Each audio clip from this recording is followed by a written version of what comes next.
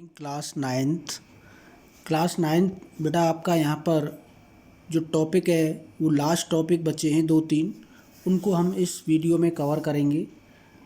इस चैप्टर का जो हम पढ़ रहे हैं मैटर वाला, इसके रिमेनिंग पार्ट के 2-3 टॉपिक हैं जो आज हम इस वीडियो में कवर करेंगे। So let's start. How does evaporation cause cooling. Mean जो एवेपोरेशन होता है, इससे फर्स्ट जो वीडियो थी इससे पहले जो हमने बनाई है उस वीडियो में हमने कवर किया था कि एवेपोरेशन क्या होता है और factor affecting of evaporation. Means जो फैक्टर एवेपोरेशन को अफेक्ट करते हैं वो फैक्टर्स क्या होते हैं। वो हमारे 4 फैक्टर्स होते हैं: increase surface area, humidity, temperature and high speed wind. ये 4 फैक्टर्स होते हैं जो एवेपोरेशन को क्या है, अफेक्टिव करते हैं। तो फैक्टर अफेक्टिंग एवेपोरेशन ये हम ऑलरेडी स्टडी कर चुके हैं। अब मीन्स जिस सरफेस से एवेपोरेशन होता है तो वहाँ कूलिंग होती है। तो हाउ डज इट फॉर्म, ये कैसे होती है। How does evaporation cause cooling. In an open vessel the liquid keeps on evaporating. You know very well. In open areas like as rivers, oceans, यहाँ से आप जानते हैं सभी से जो सरफेस होती हैं जहाँ पर वाटर प्रेजेंट होता है वहाँ से एवेपोरेशन कंटिन्यूसली होता रहता है। सपोज आपके पास कोई वेसल है और उसमें पानी है, तो वहाँ पर भी जो वाटर है वो क्या होगा, एवेपोरेटिंग होगा। The particles of liquids absorb energy from the surroundings to regain the energy lost during evaporation. Means evaporation के थ्रू आप जानते हैं जब evaporation होगा तो वहाँ पे जो एनर्जी लॉस्ट होती है वो सराउंडिंग से पार्टिकल्स दोबारा से एनर्जी को क्या कर लेते हैं, रिगेन कर लेते हैं। Absorption of energy from the surroundings, यानी हमारे जो वाटर के पार्टिकल्स हैं जो सराउंडिंग से एनर्जी एब्जॉर्ब कर रहे हैं, मेक द सराउंडिंग कोल्ड। जब वहाँ से एनर्जी कहाँ जा रही है, जहाँ पर एनर्जी का लॉस हो रहा है, तो आप देखेंगे एनर्जी जब मूव कर रही है तो क्या होगा, जहाँ से एनर्जी मूव कर रही है वहाँ क्या होगा, कूलिंग इफेक्ट होगा। ठीक है ना। मीन्स जिस जगह से एनर्जी यानी हायर से लोअर की तरफ मूव कर रही है तो वहाँ पे भी कम होगी और धीरे धीरे क्या है वहाँ पर हमें कूलिंग फील होगी। What happens when you pour some acetone nail polish remover on your palm.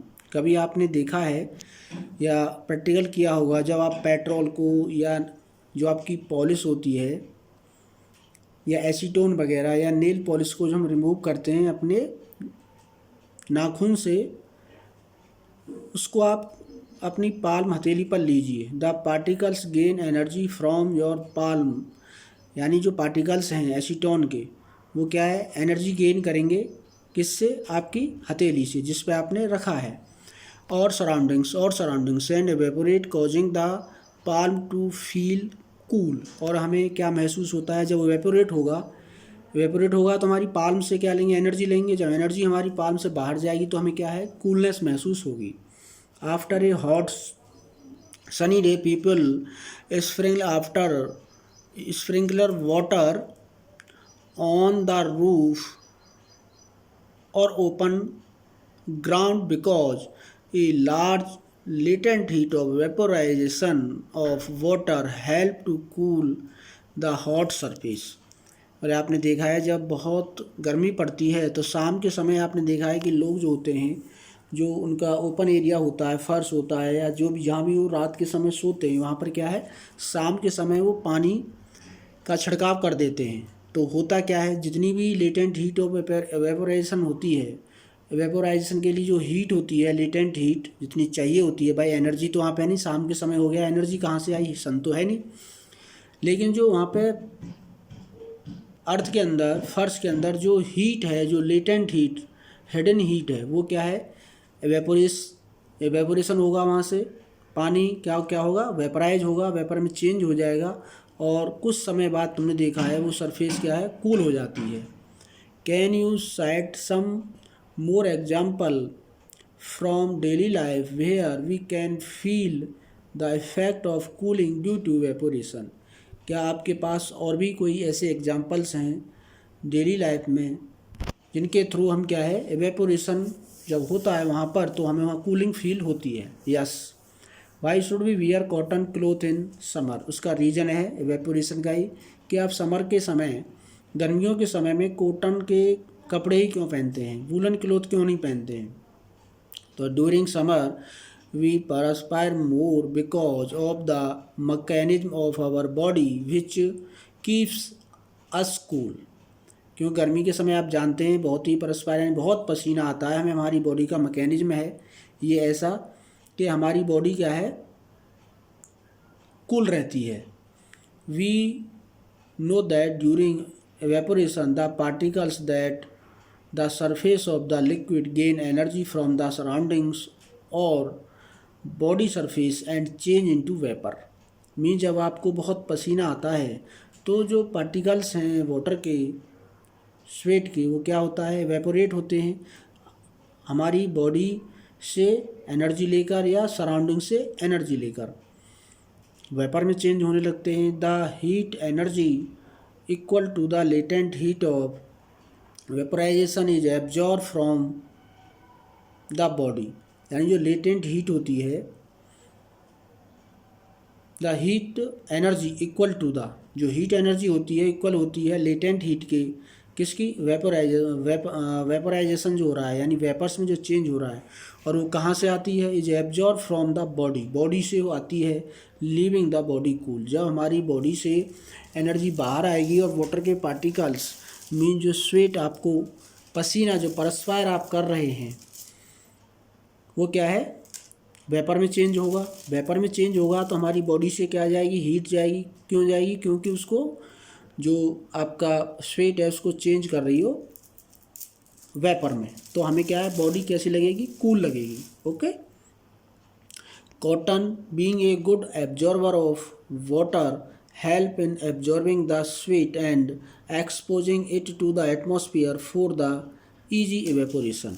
हमारे जो कॉटन के क्लोथ होते हैं आप जानते हो ईजीली क्या है वाटर को एब्जॉर्ब कर लेते हैं, और जब वाटर को एब्जॉर्ब करेंगे तो क्या होगा, वाटर चेंज होगा वेपर में, वेपर में चेंज होगा तो क्या है हमें वहाँ पर कूलिंग फील होगी। ओके। तो ये आपका, इसीलिए हम कॉटन के क्लोथ पहनते हैं समर सीजन में। Why do we see water droplet on the outer surface of a glass containing ice cold water।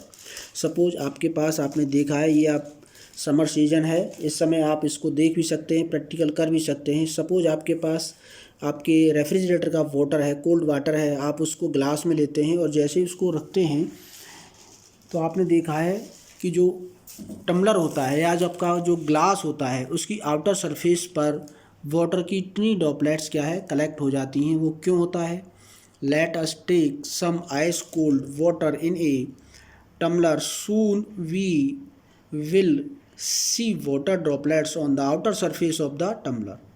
The water vapor present in air on coming in the contact means आप जानते हैं जैसे ही आपके जहाँ भी आप इस प्रैक्टिकल को कर रहे हैं, चाहे आपके रूम के अंदर है चाहे इन्वायरमेंट में कहीं पर भी प्रेजेंट है, वहाँ पर हर जगह पर क्या है वाटर वेपर क्या है प्रेजेंट होती हैं बेटा।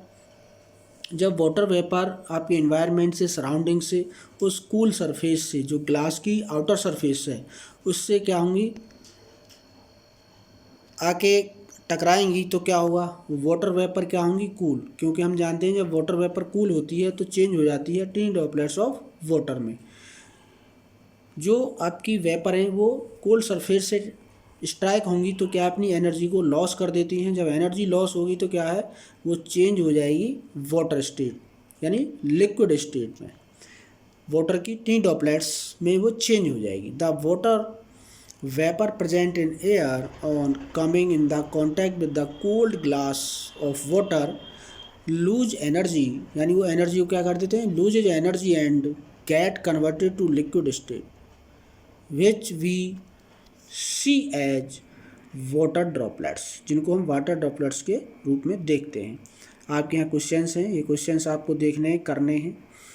नेक्स्ट क्या है, हमने यहाँ पर ओनली 3 स्टेट ऑफ मैटर के बारे में स्टडी किया है, लेकिन यहाँ पर हमारे बोस ने और आइंस्टीन ने मिलकर जो मैटर की कितनी स्टेट और बताई, यहाँ पर 2 स्टेट और बताई हैं। वो क्या है, एक है plasma. The state consist of super energetic and super excited particles. These particles are in the form of ionised gas.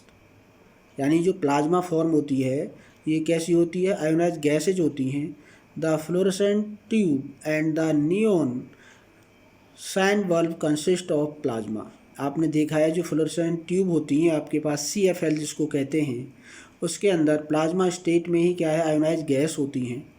Ionised a neon sign bulb there is neon gas and inside a fluorescent tube there are is helium gas. यानी जिन पे sign बना हुआ है neon का तो उनके अंदर नियॉन गैस होती है, और फ्लोरेसेंट जो आपकी ट्यूबलाइट होती हैं उनके अंदर हीलियम गैस होती है और सम अदर गैसेज होती हैं। The gas gets ionize that is gets charge when electricity या electrical energy flow through it. ये आपके घर में लगी हुई है, जैसे आप स्विच ऑन करते हैं तो इनके अंदर जो गैस होती हैं वो क्या है, आयोनाइज हो जाती हैं जब इलेक्ट्रिसिटी इनके अंदर फ्लो करती है। This charging up create a plasma glowing inside the tube और बल्ब के अंदर क्या है, ये कंडीशन पैदा होती है ग्लोइंग प्लाज्मा, ठीक है ना, जिससे आपकी ट्यूबलाइट जलने लगती है। The plasma glow with a special colour depending on the nature of the gas. Suppose आपकी गैस इस टाइप की है और उसी टाइप में क्या है वो प्लाज्मा आपका जो ग्लो करने लगता है। The sun and the star glow because of the presence of plasma in them.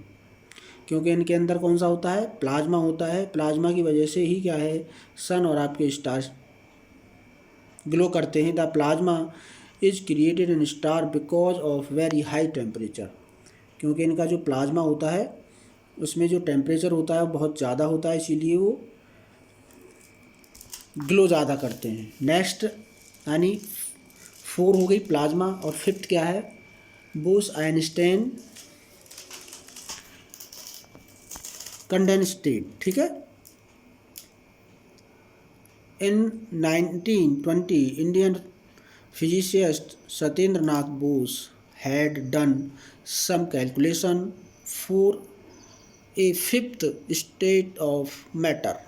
Building on the his calculation, Albert Einstein predicted a new state of matter.